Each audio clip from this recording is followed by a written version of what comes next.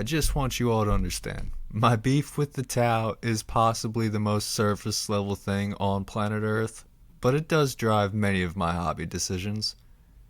So recently, after starting up a small force of everyone's favorite murder bugs, I began looking for a Hive Fleet to paint them up as. Did I pick the mighty Hive Fleet behemoth with their love of carnifexes and brute force tactics?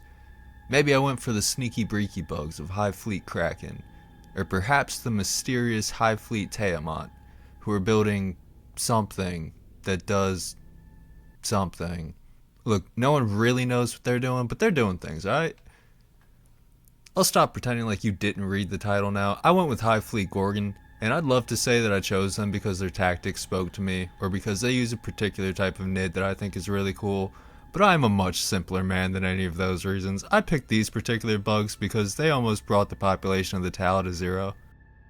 So before I waste far too much of your time, today we are going to be talking about that time the overgrown fireflies of Hive Fleet Gorgon almost did the galaxy a favor.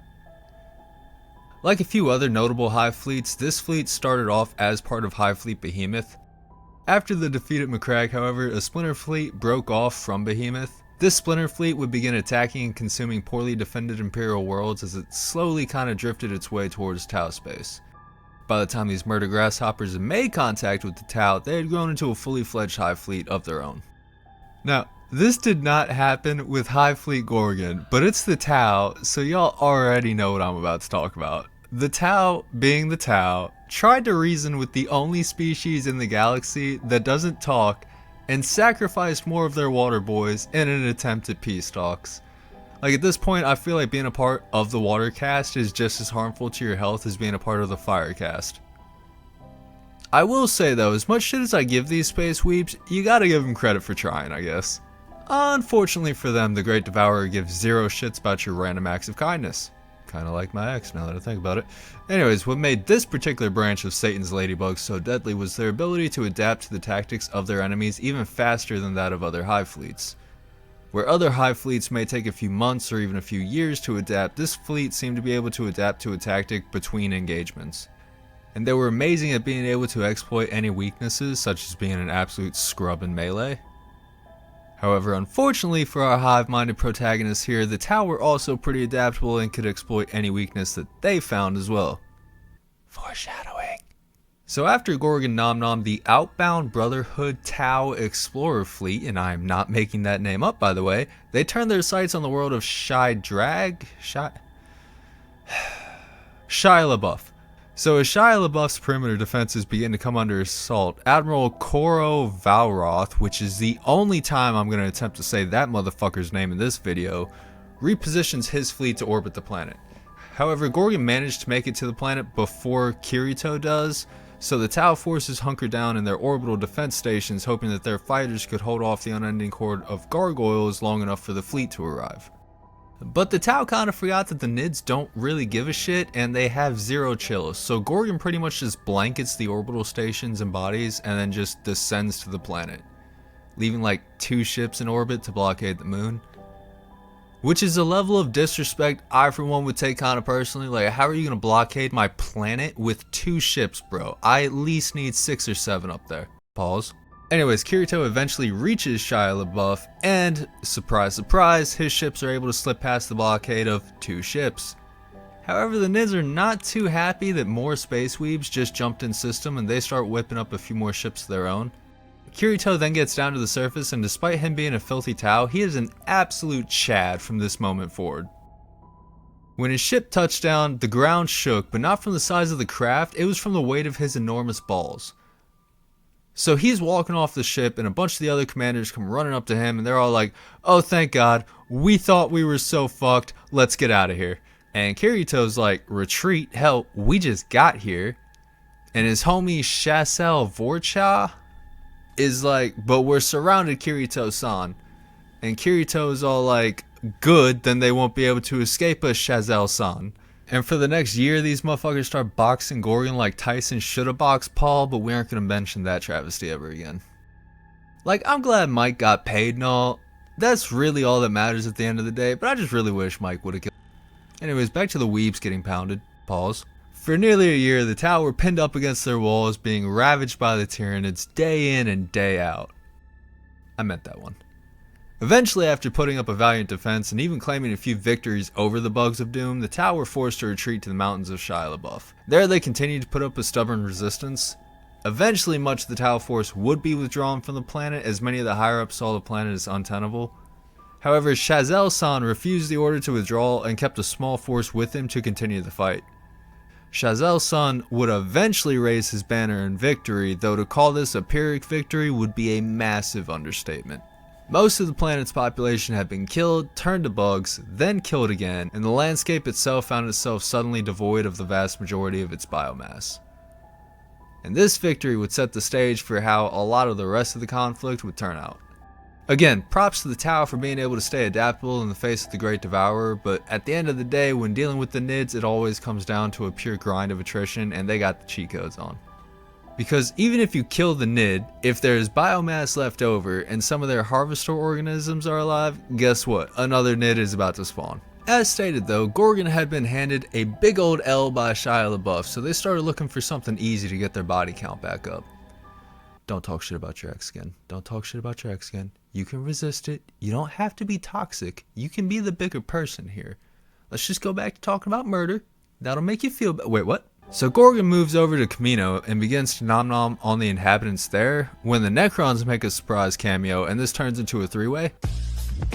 Not like that.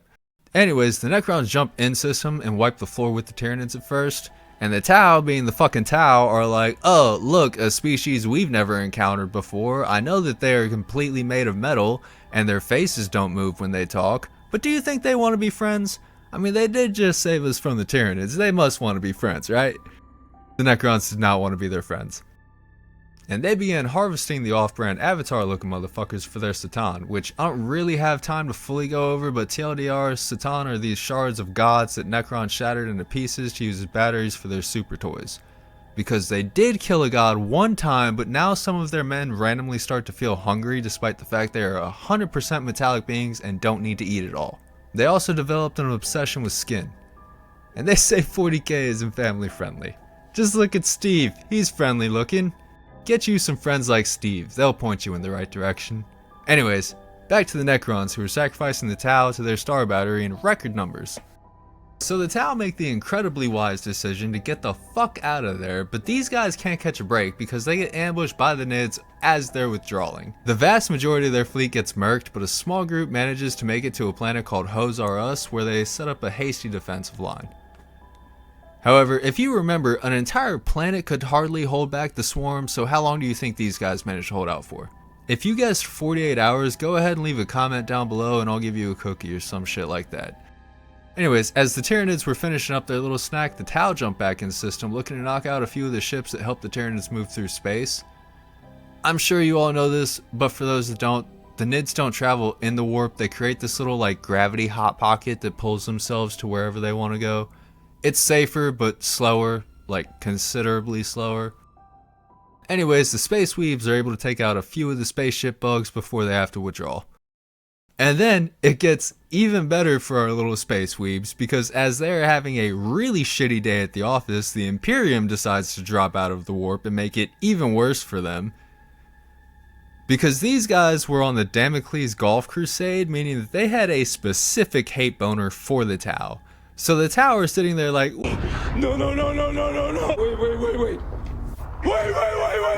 And the Cadians were like, bring that ass here, boy. And they start invading the planet. But then the killer ladybugs drop out of orbit, and again this turns into a three-way for a bit. Stop that. Regardless, the Imperium's hate boner for the Tau was replaced by their fear boner for the Tyranids. Now, I'm not going to say the Imperium became allies with the filthy Tau, but they definitely stopped shooting at them for a bit. The Imperial Navy even assisted the Tau Navy in a strike against the now sizable fleet of Hive ships in orbit. This strike was so effective that all but 3 of the Tyranid Hive ships were destroyed. The last 3 fled into the vastness of the void with several Tau warships hot on their trails. As of now, it remains unknown whether the Tau were successful in interdicting these Tyranids or if their sacrifices were in vain. Because if those ships managed to reach another Hive fleet, all the experience and knowledge they gained fighting the Tau would just be transferred to that new fleet. This could lead to a new splinter fleet that's even more specialized at taking out the Tau. Or if these 3 ships manage to find some lightly defended world, they could wind up replenishing and the Tau could be up against a newly reinforced and mutated variant of Hive Fleet Gorgon. If either of those 2 scenarios do happen, the Weeb's days could definitely be numbered. However, back to the story at hand, it would take nearly another year of fighting before the combined forces of humanity and the Tau were able to slay the last remaining Hive Tyrant of Hive Fleet Gorgon. They then embraced the Tau as their brothers in arms, and a peace agreement was forged that lasted until fucking never. Who are we kidding? This is 40k. They started shooting at one another the second the Tyranids died. Regardless though, Hive Fleet Gorgon will go down as the Hive Fleet with the 2nd largest hate boner of any Tyranid Hive Fleet. Their hate boner could only be surpassed by the throbbing hatred of Hive Fleet Kronos. Oh, who's Hive Fleet Kronos, you ask? Oh, you know, they're just a little Hive Fleet that will ignore targets that have biomass to go attack demons. You know, those horrific abominations from the warp that give them no biomass for killing them. Definitely nothing to talk about there. Anyways, thank you all for listening to me talk about that time Hive Fleet Gorgon almost helped out the galaxy by wiping out the Tau. I know nobody requested this one, but I thought it'd be cool, so my apologies for going a little bit off script here. I do love talking about not God's most degenerate children, but other shit in Warhammer is pretty dope too. I'm going to be doing a video on everyone's favorite Pokemon collector next before jumping back into some of the Primarchs. Apologies for the gap between videos, trying to get a better schedule put together, but we'll see how that plays out. Thank you all again for your time. I greatly appreciate you. Have a wonderful morning, day, night, whatever. Deuces. Yo, and of course, right when I think that my Alpha Legion video is almost done, what does GW do? Hints at new lore for the Alpha Legion. Go to fuck.